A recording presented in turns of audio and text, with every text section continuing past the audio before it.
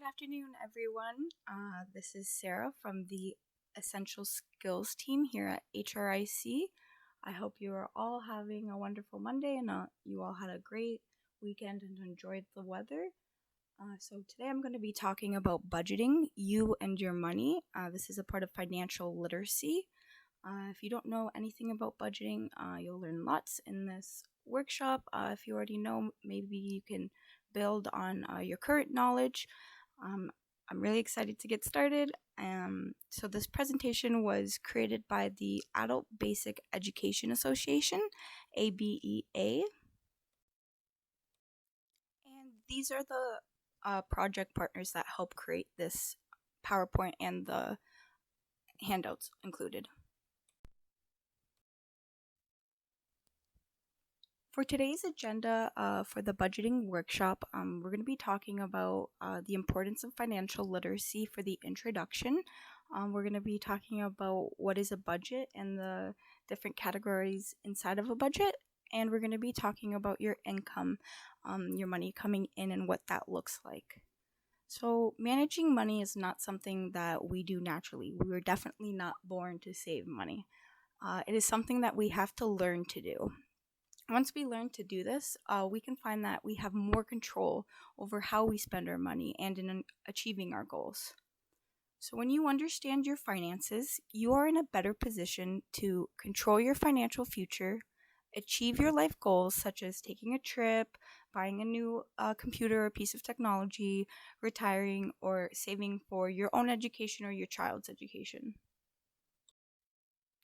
You can also provide for your family, be a smarter consumer, stretch your money further if there is a time of need where you need to do that, such as a crisis, and reduce your stress and sleep better at night. So what is a budget?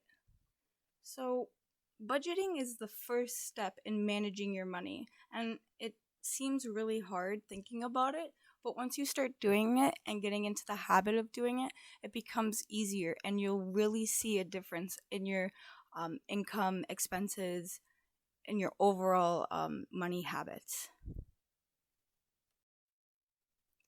So budgeting is about knowing how much money is coming in, which is your income, and where it's going out, that is your expenses. You want to be sure you have more money coming in than you have going out. This way you won't go into the negatives or be in need when there's a crisis. This way you'll have enough for your needs today and in the future, as I was saying. So the different parts of a budget, as I was saying, there's the money coming in, which is your income. This can be in different forms, which I'll be talking about later on in the presentation, and money going out. So these are your expenses or your costs. So you spend money mostly in two areas, and that is your basic needs and your wants. Here's an example of a budget worksheet that is categorized into three different categories. So in the beginning here you have your income, and that involves your take-home pay, salary, wages, tips, overtime, interest from investments, social assistance, bonuses, other income like child support, alimony, government, tax benefits and credits, and school-related income like scholarships, bursaries, student aid assistance, or grants. The next part of the budget is your expenses in the form of basic needs. So that can be in the form of your home, so that could be your rent, mortgage payments, property taxes, condo fees, house contents, insurance, renter's insurance, utilities like hydro, gas, oil, telephone, cell phone, cable, satellite internet, and repairs and maintenance, so like a new furnace, roof repairs, things of that matter. So then you've got transportation, public transportation, bus, train, subway, etc., car loan payments, car repairs and maintenance such as like gas, car insurance, registration, licensing, emission testing, and then parking. So then for your living in general basic needs, you got your groceries, your cleaning supplies, childcare, daycare, babysitting, child support payments, healthcare, so that's medical, dental, prescriptions, eye care, also insurance such as medical, life, disability benefits, and basic clothing like shoes, laundry, um, things of that matter. And then other basic needs such as debt payments, credit cards, line of credit or loans, education in the form of tuition, textbooks, professional association and union dues, banking fees, account package, ATM surcharges, credit card fees or not sufficient funds charges, and savings. So, general savings, emergency savings, investments, registered retired savings plan, registered education savings plan, tax free savings account, or a guaranteed investment certificate.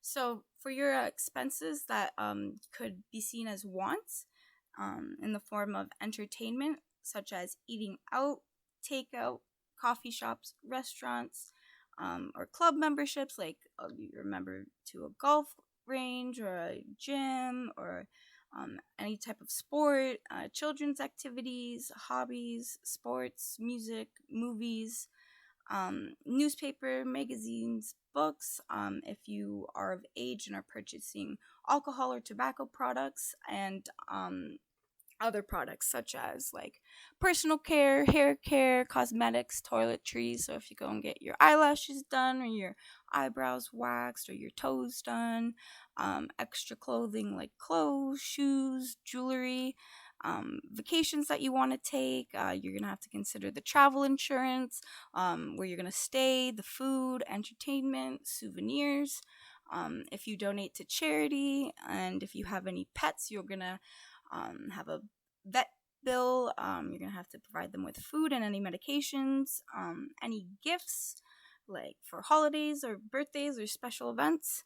So, what you're going to do with all of this information is you're going to track it month by month, as you can see in these three categories: month one, month two, month three. And you're going to add up the total income for each category. And then at the bottom here, you're going to add up your total expenses for your wants, and then your total expenses for your basic needs and wants. And then you're going to see the difference between your total income and your total expenses. So this will tell you how much money for sure you have coming in and how much money you are spending per month.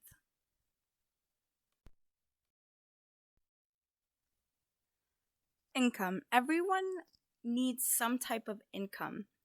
Income may come from a paycheck, an inheritance, Ontario Works, employment insurance, or Ontario Disability Support Program.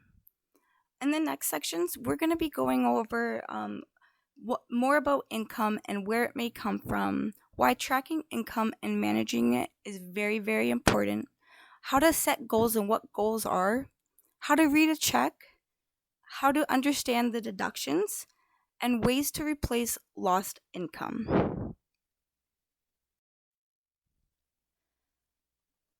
So, for income, you need to know how to keep track of it and to manage the cover of your costs and to save for your future goals. So, you may even be wondering, what is a goal? So, here are some quotes just about goals.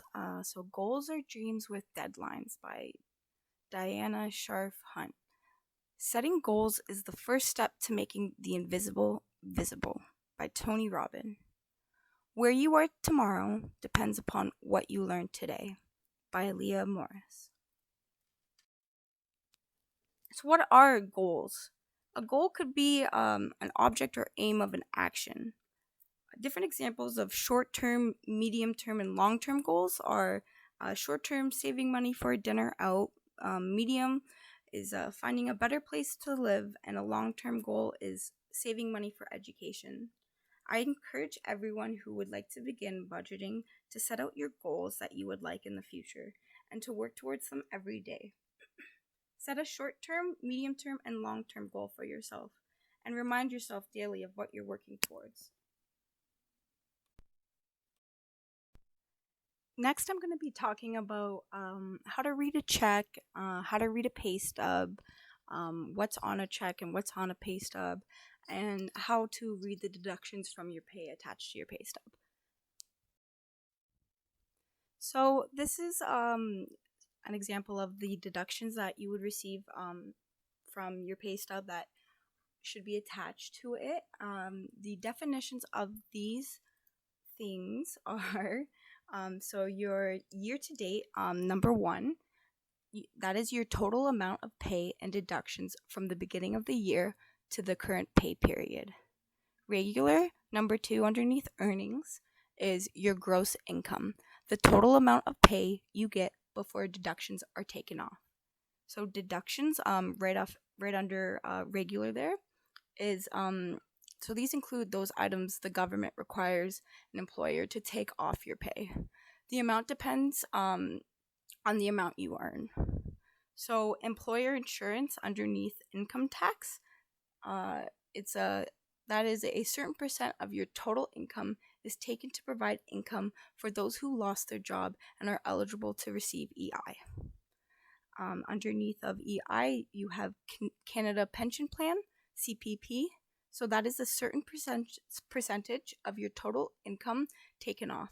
This is to provide income for those who have retired, have disabilities, or survivor benefits. And then the other, number five, this may include money taken for private pension plans, health insurance, union dues, or other professional fees. And then finally, number six there at the bottom is your net pay. So this is the total amount on your check. Next, I'm going to be talking about how to read an actual check. So for those who are working during this time, the main source of income is their job. For those who are not working right now because of COVID, you may be receiving another form of government benefit. Usually, individuals get paid every 2 weeks. That could be in a form of a paycheck or direct deposit. But all checks will include the name of the person who can cash the check. So as you can see here, it's to Samuel Lewis. The check number, so that's at the bottom of the check there, 001002 with a bunch of other zeros. The date of the check, so that is July 14th, 2014. The amount being paid, so that is written out and also in numbers, so that's $484.28. The bank associated with the account of the company making the payment, the name and address of the person or business writing the check, account numbers, bank branch, and transit number. But different banks format their checks differently. Some will have the date in a different format, some will ask for the first year, some for the month, others for the day. Often a pay stub is attached and shows all the deductions which we went through before. So, as you can see here, this person, Samuel Lewis, is receiving $484.28.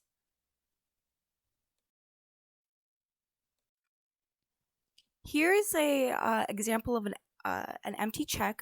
If you would like to practice writing out a check for your own name by putting your name, address, and phone number in the yellow box, which is labeled A. So noticing the account number and check number are in the upper right corner. Putting the date in the green box, that's letter B. Note the day, month, and year may be in a different order on your checks. Like I said, every check is different. On the line under pay to the order of, you're going to write the name of the person or business receiving this check. In the orange box, which is letter C, put in the amount of the check using numbers. So whether it's $200.20, $20.20, making sure that you write the dollar sign and everything, how it is supposed to look. So on the white line where there is the star underneath paid to the order of, you're going to write in words the amount of the check. So you're going to write the numbers in words. So using the memo line, if you want to give more information as to why you wrote this check, so you can explain why.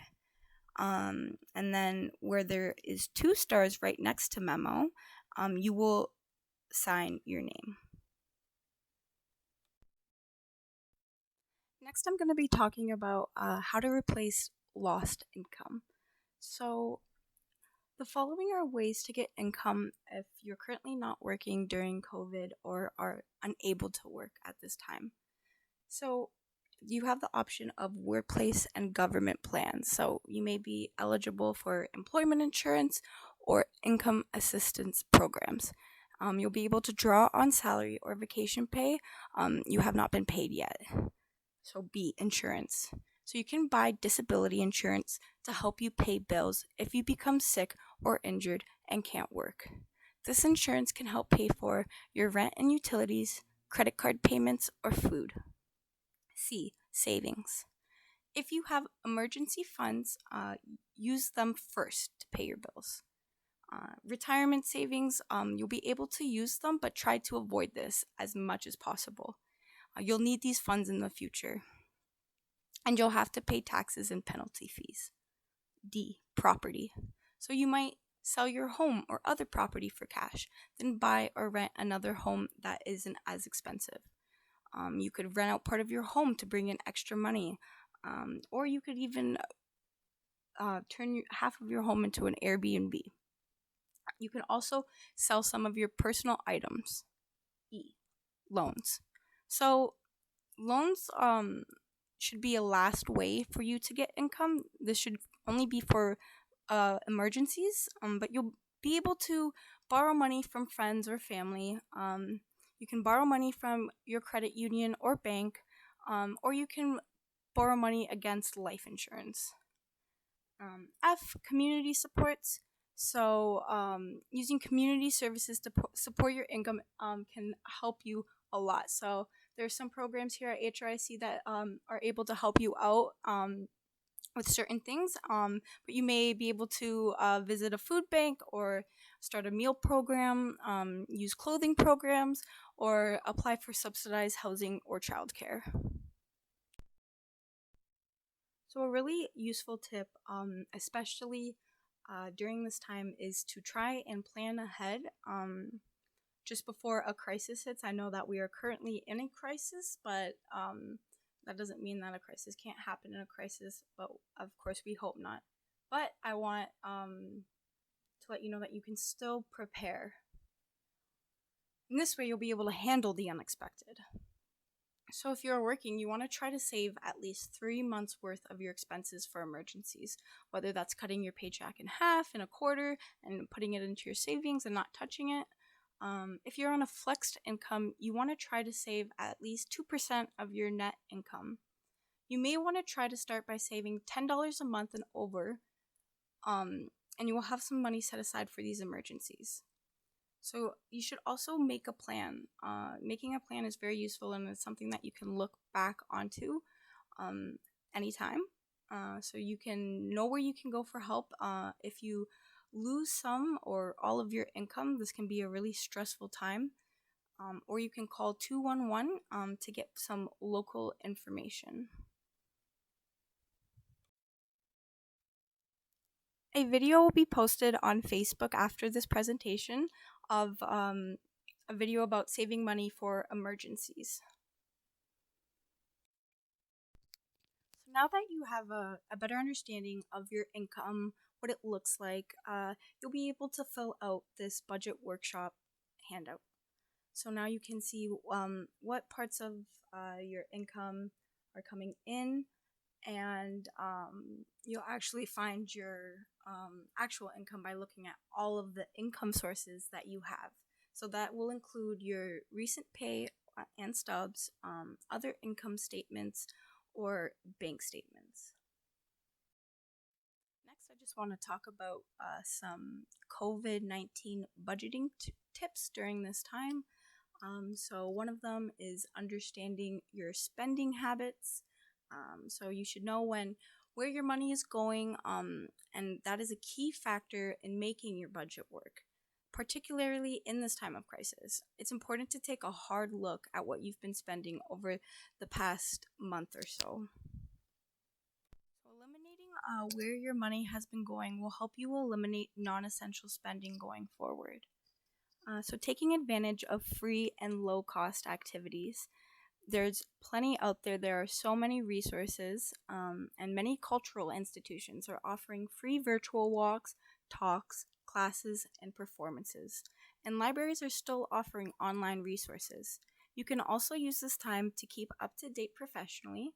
There's a wide variety of free online resources, such as this, and HRIC is also posting activities and um, different videos for you to watch that you can participate in. This is something that you can do with the whole family. It's free, supplies is delivered to you if needed, and you get to see the staff who all miss you very much. Next, I'm going to be talking about coupons. So, couponing is very easy today. It's not very time consuming, nor does it include like clipping and grabbing the scissors and a mess and organizing, etc. But many apps can actually automatically build your grocery list for you and show you what's on sale. There's so many different apps. A good one is Flip, that is FLIPP. So you want to make sure that you're considering purchasing non-perishables when they are good buys, or switching brands if a different one is on sale. Make sure that you're not buying name brand, that you're buying just the store brand. And if you're buying any fruits or vegetables, try to buy frozen and not fresh, as the fresh ones are very much more expensive than the frozen ones.